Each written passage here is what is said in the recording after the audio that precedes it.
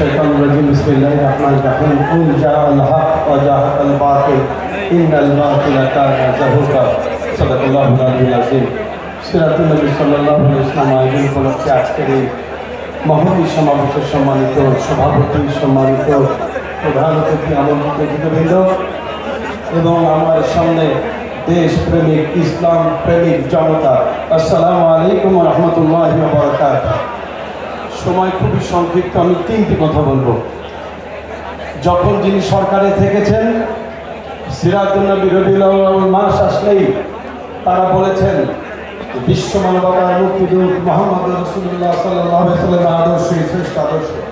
তার আদর্শের মাধ্যমে রাষ্ট্র পরিচালিত হলে সেই রাষ্ট্রে শান্তি আসবে, এটি যখন যিনি সরকার থাকেন তারা বলেছেন।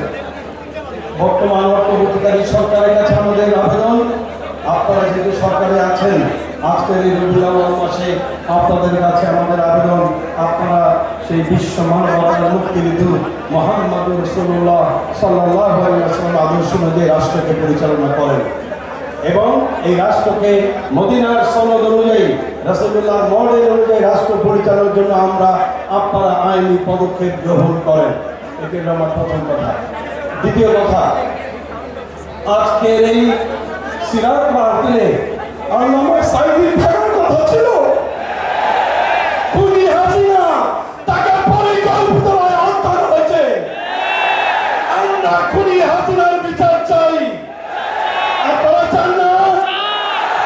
তাহলে আমরা অন্তর্বর্তীকালী সরকারের কাছে আবেদন করছি, শেখ হাসিনাকে ভারত থেকে ধরে এনে এই ট্রাইব্যুনালে তার বিচার করে ফাঁসি দিতে হবে।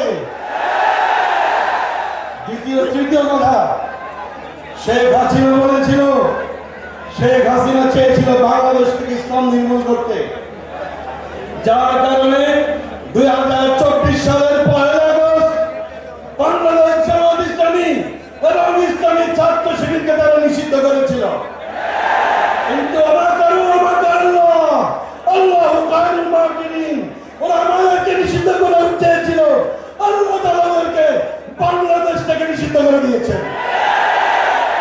সুতরাং এটা পরিষ্কার, এই দেশে আর কিছু থাক না থাক, ইসলাম থাকবে ইনশাআল্লাহ। শেষ কথা, 17টি বছর বুক ভুলে, বুকের সমস্ত শ্বাস দিয়ে স্লোগান দিতে পারেনি। আজকে একটা স্লোগান দিতে চাই,